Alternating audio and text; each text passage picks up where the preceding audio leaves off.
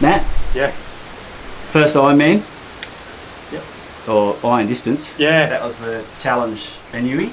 Yeah, Anuihu. Yeah. Anuihu. Yep. Can you explain how that race came about and how you ended up doing your first iron distance in China of all places? Yeah. Well, what was the process?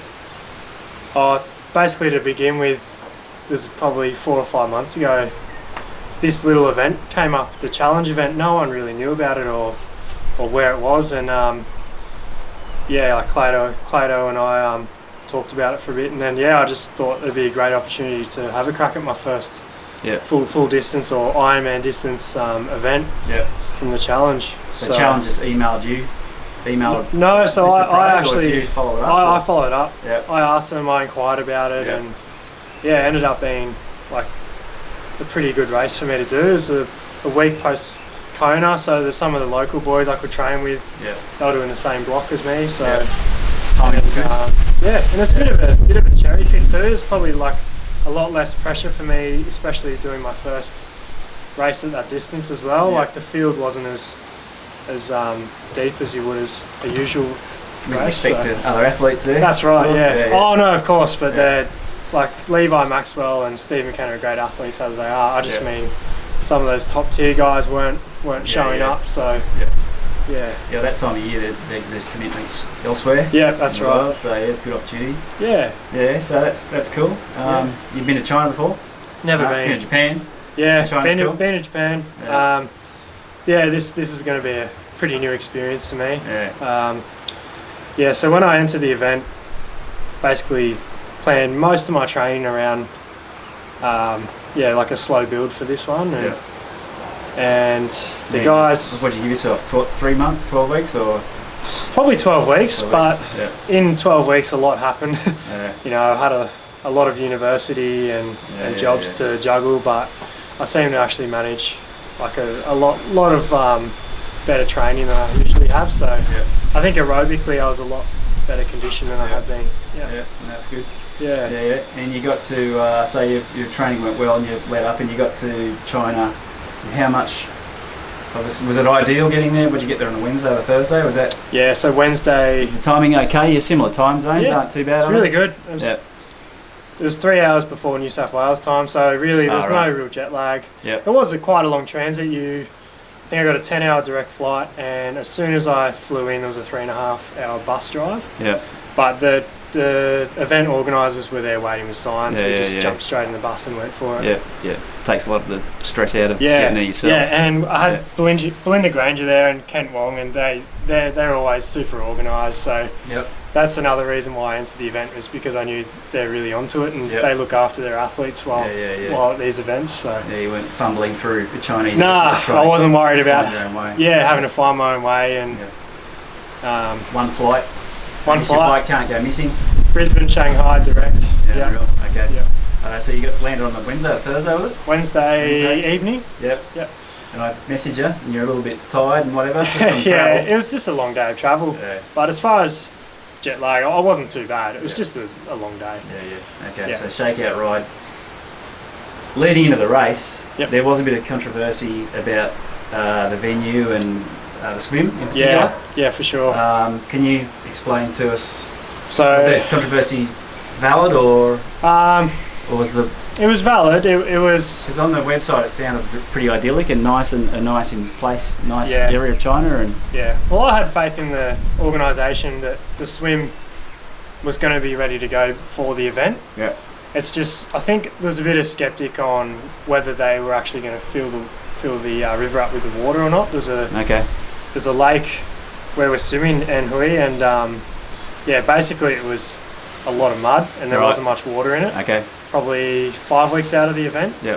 But probably a week to go, it was all fresh. It was all filled. So they had it. The organisers kind of had that. Had a handle on it. They had a handle on it. So the swim was fine. Swim was fine. Okay, and it's fresh water. It's from a catchment. They filled it up in about a week from a catchment just nearby. It's pretty amazing. It was freshwater wetsuit swim. What was the temperature of the? 20 degrees. 20. It actually dropped from 23 probably a week. In race week it was about 23 and it dropped down to 20 race day. Yeah, right. Yeah. That's lucky. That's yeah. Good. Wetsuit swims. It's actually really good for you. Yeah, worked well for me. I was happy with it. Yeah. And I saw you.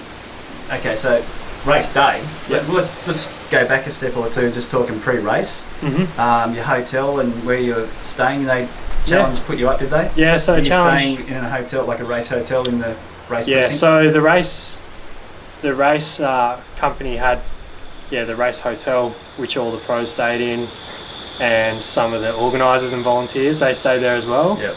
That was about 600 metres from the finish line and about 800 from the transition area. Yeah, okay, that's pretty handy. Yeah, and then we had all the press conferences and things like that the day or two before, and it was just really easy to get to. Yeah, right, okay, yeah, cool. So leading into the actual race day, there was no stress or pretty... None whatsoever. Yeah, okay. All right, so swim start. Swim's fine, water's good, temperature's good, wetsuits. Yeah. Saw your swim split. Yep. 46 minutes? Yeah, 48. 48. 48. Yeah. Okay, big pardon. That's a fast swim. Yeah. You'd be happy with that? I'm really happy. Yeah. That was my main concern. My expectation with the swim was just to sit on feet and try and be with the main group out of the water. Yeah. There was a couple of guys like Steve McKenna and Tom Davis. Steve McKenna, where's he? He's Adelaide boy. Adelaide, yeah, okay. Yeah, he's doing really well this year. So I knew there was going to be a couple of guys off the front, but I didn't know how many. So it would have been pretty important for me to stay with the group, right? Especially for the bike. Yeah. You found those feet. Yeah, I just sat with the group. I sat on feet, and there were a few surges, probably at the 500 and probably 1500 meter mark. But it was quite relaxed after that. Yeah, and the course was, what was the course? Was it a loop course? Two laps. In the lake. Two laps in the lake. The first lap was awesome. It was just us. Yeah. It was smooth. There was no chop. Coming into the second lap, there was about 800 athletes just entered the water as we were commencing our second lap. Right. So it was a bit of mayhem. I lost. Swim through them. We swam through them, but it was just like I lost contact with some of the other pros. But when we sighted the next buoy, I could see where they were. Right. Everyone was probably within 10 metres of each other. Okay, right. Okay. Right. So the swim went smoothly. It's probably another whole lot to tell there. No, it was all nothing. And so you exit the swim. Who led out of the water, and how did you have idea on time gaps out of the water? Yeah. So as we exited the waters, I think it was 4 or 5 of us. Courtney Ogden, he started. Still going? Yeah, still going. Like he's a machine. He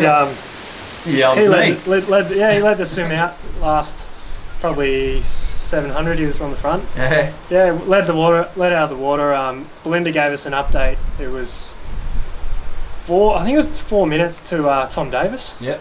And 2 minutes to Steve McKenna. Yep. So there wasn't a huge gap. There was only a couple out the front. Yeah. Okay, so those guys are off the front on the bike. Yep. They're probably looking around anyway for someone to ride with. Perhaps. Yeah, they were pretty set on their own. But as far as I'm aware, we did the biggest lap of the bike first, and we found out that they were going pretty hard. Okay. Yeah. They wanted to lead off the front. They were happy doing that. Yeah, they were more than happy to. So. Right. Okay. Yeah. Right. Well, that's a good swim. Just looking at your Instagram with the fair in the background, the Ferris wheel looks like typical amazing. Chinese sort of. Kind of what I'd expect. There's a few times where you just sight out of the water and you could see the whole sort of surroundings of the river.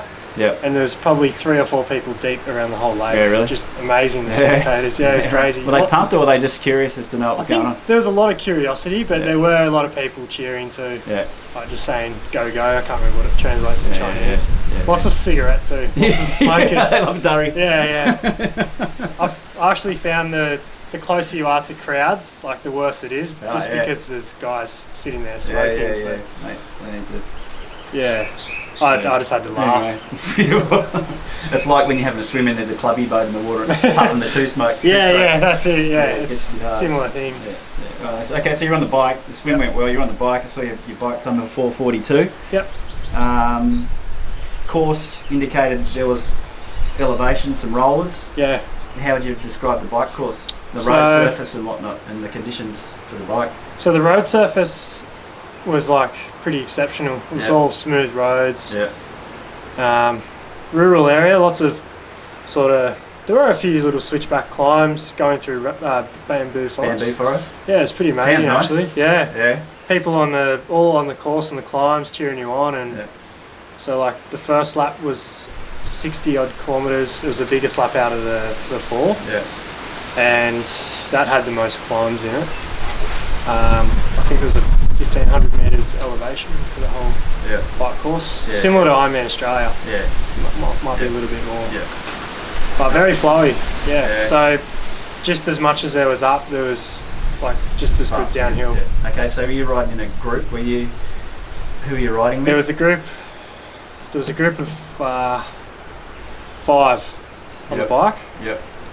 It was quite a technical descent, about 20 kilometres in, and that split up probably 3 of us. Yeah. So there's 3 of us that stayed on the front, and we lost contact with a couple of guys, which one of the American guys eventually caught back up, but I think Courtney stayed back and did his own thing. Yeah. So that was the first initial sort of 60 Ks. There was 3 of us, and then Levi made his move. He didn't surge too hard, but I knew he was probably keen to chase back. Yeah, Blake to watch. Yeah. Yeah, but I saw him go, and I was itching to go with him, but I sort of knew at the same time it's my first time to race this distance. Don't do anything silly. Just be patient. Yeah, that's one thing I noticed. Yeah. Is it seemed to me like you had a very patient day. Yeah. Now you don't ride with a power meter. You were all don't ride with a power meter. Your heart rate? No, did have heart rate on the day. Yep. So I was keeping tab on my heart rate. And you're at, do you know what, if you're at sea level or just, you know, the elevation of the place? Was it? Oh, it wasn't very high. No, okay, It's pretty close to sea level. Yeah, right. Yeah. Okay.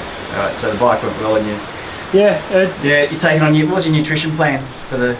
Did you take your own with you, or were you relying on aid stations? I had my own calories, so I was just relying off gels for my calories basically every 20 to 25 minutes. I was throwing one back. Yeah. Nutrition on the bike for water, I had a bit of like SOS, like sodium and magnesium. Yeah. I was just keeping that. I had to throw that down as much as I can because it's salty. With my fluid loss, which is pretty incredible. Yeah. I just had to knock back as much as I could basically. Yeah. I did lose my front bottle cage. The top came off, so anytime I hit a bump, I'd splash 100 ml in my face each time. So it was hard to keep a tab on how much I actually lost. But okay. Well, I seem to go to plan because I just stayed relaxed. Yeah. That's all I could do. Yeah. Okay. And your bike went well, and there was no issues and bike support, and course markings were good. Yeah, great. Yeah. They had a whole road closure for the there was no cars inside. Right. Yeah, right. Everything had to be closed off. It was pretty amazing. Yeah. We sort of had a look at your bike time, and we think you could bike harder, but it's your first Ironman, and it looked like you held yourself back nicely. I definitely, looking from the outside in, I think I know what I'm probably capable of for that type of distance. Like it's not unfamiliar with me. 180 Ks, I've done lots of classics, but for this kind of race, I really. No, I was glad to see. I was actually glad to see that time that you did, because I think you could have ridden a lot faster, but that would have affected the rest of your race. Yeah, who knows? I mean, I was more worried about the run too. Yeah. So that was the unknown as just trying to conserve and do the best I could, regardless of having a slower time. But I was okay with that. So you came off the bike in what position? It would have been ninth position. And that was with a 4:46. 42. 4:42. I beg your pardon. 4:42. 4:42. Yeah. Okay. So we were impressed with that time, and. Obviously you transitioned into the run in 9th place. Tell us about the run. Yep. Run. So the run was full lap course. New territory. Marathon. Yep. This is probably playing on my mind most of the race, was how I was going to handle the run. Yeah. Especially after, I think it comes down to nutrition for me as well. Like how well I managed the bike with it. So what was the temperature on the day? It was quite cool in the morning. It was actually, I think, 14, 15 degrees race start. Yep. But it probably halfway through the run, we saw maybe 24, 25. Yeah. Quite a big gap. Okay. In about 5 or 6 hours. Yeah. Well, you mentioned Ironman Australia earlier. Those temperatures sound similar to Ironman Australia. Quite similar conditions. Yeah. So. Okay. If anything, it was. Well, they'd be the cooler the better for you. Yeah. Oh, definitely. Obviously. Yeah. Yeah. Okay. It was actually probably picked a really good race for a first experience. Yeah. Okay. So, one thing I took away from your run was your pacing. Yeah. And Jill and I commented on your pacing after seeing it, how consistent it was and how smooth your pacing was. Yeah. And that must give you a lot of confidence. Yeah. Because your run time was I better get this right, I'll mess the others up. It was a 3:12. Yeah, that's right. 3:12. Yeah. Which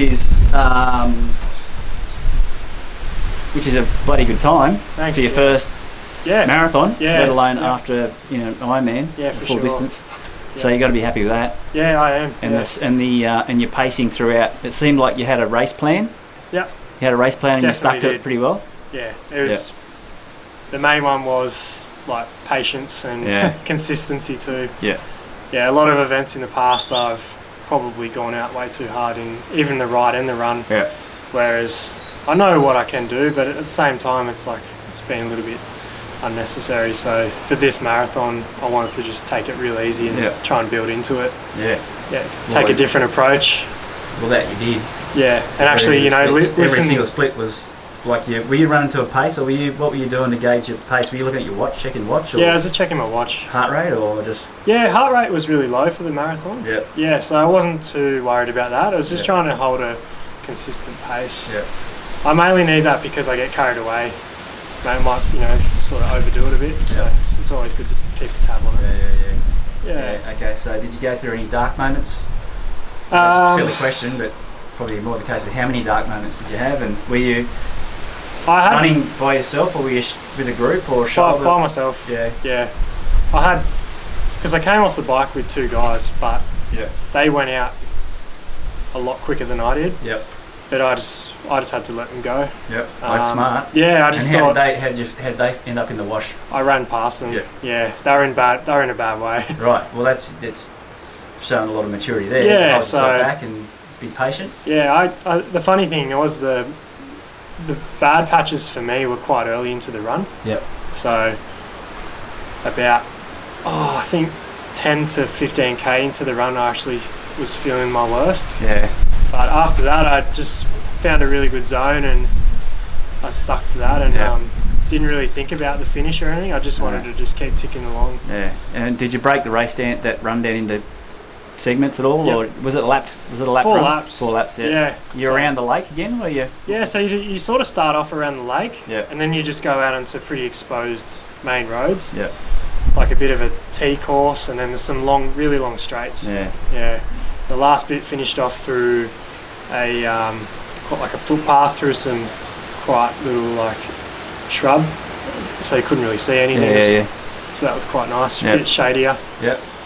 Yeah. So the 4 laps were quite exposed, but the last 1.2k was run into a athletic stadium. Oh yeah. Yeah. So you finish on a synthetic track. Yeah. Right. It was amazing. There's so many people in this. The amount of people, I've never seen that many. Yeah. The last. And you took the tape. Yep. Yeah, they gave you some tape as well. Yeah, they handed it to me upside down, but it didn't matter. I didn't actually get any finished photos of the sort of the banner or anything. So I haven't seen anything yet, but. I saw a photo somewhere. You must. Yeah, there was somewhere. Yeah. Okay. It was quite. So you ran your way up into 6th, obviously. Yep. So which is unreal. I think into the 25k mark, that's when I ran into 6. Yep. I ran past Jesse. He's from the States. He just had a bit of an underlying injury that sort of held him back. Yep. But yeah, once I ran past him, I felt pretty good, and I had Courtney Ogden inside as well. I was bringing him back. Yep. The last probably 10k. And you passed him? No, I got to about 5 seconds of him, but I was making sure I was getting my nutrition in the aid station, so I was slowing down. Yeah. And then by the time that happened, he was another 200 meters. He's got a lot of experience. Yeah. Finish a marathon. Yeah, for sure. So did anyone pass you? Did you get passed? No one passed me. And made the pass stick? Courtney Ogden passed me at the very start. Yeah. But yeah, I didn't. I didn't pass him in the end. Right. So. Yeah. Well, that's. I reckon that's a pretty impressive debut. Thanks, mate. Are you happy? Because you've raced all distances now. Yeah, Do you think you're going to settle on a distance to sort of focus on, or are you just going to? Are you going to try and chase any sort of distances, or just race for fun, or what are your plans from here? I think I always want to race for enjoyment. I just love the lifestyle and I love the process in training, and I particularly really enjoyed this event. There's just something really satisfying about it. I don't know if it was just a longer day or so I think from now on I'd like to target two or three maybe Ironmans every year that I might be able to really achieve a better result. Yeah. Well, if the race is a success, you'd consider going back next year? Yeah, definitely. Yeah. I just think there's so much you can improve in an Ironman. Yeah. Like over that long day, there's so many things you can change and you can better. So that's why it's kind of got me hungry to go back and do another one now. Yeah. So first one's done. I just want to build upon it and see where I can take it. Yeah. So what's next on the calendar? To single anything else out? I'd love to try and finish the year off with maybe a local event. Yep. Kingscliff Tri or Harvey Bay 100. Yeah, right. Okay. That's the same weekend, so I'll decide what to do. And then I might consider going to Taupo 70.3 in December. Yeah, okay. Yep. Righto. And then build over summer and look at doing some challenge events early in the year. There's Wanaka and Challenge Taiwan. Wanaka would be a good one. That'd be a good course for you. Yeah. Good, honest bike. Yeah, it's a tough course. Yeah. Some pretty good athletes. Probably completely different to China with course chip. Yeah. Rolling. Yeah. Some off-road running too. Yeah. Pretty amazing athletes always line up at the start of the year too. Well, good on you, mate. Thank you very much. Yeah. And have fun racing the rest of the year, and we'll follow up your next results with another interview, and you can tell us all about your races. I'm looking forward to it. Thanks for having me, mate. Right, that's a good chat, man. Thanks for coming over. Is there anyone you'd want to thank? Getting you to China and support? Yeah, for sure. There's a couple of guys that have always had my back, probably since the transition of triathlon, and just got to say thanks to the Camino boys, always supporting me with great equipment and the race apparel, and then Gary Crichton at what Bicycles, he's given me the opportunity to he's organised my new bike, which is the Willio. It's been great. Always services it without sort of any notice at all. Yep. So he's just kept me training. Yep. And that's about it. Yeah. Yep. Good on you. All right. Thanks, Matt. Cheers.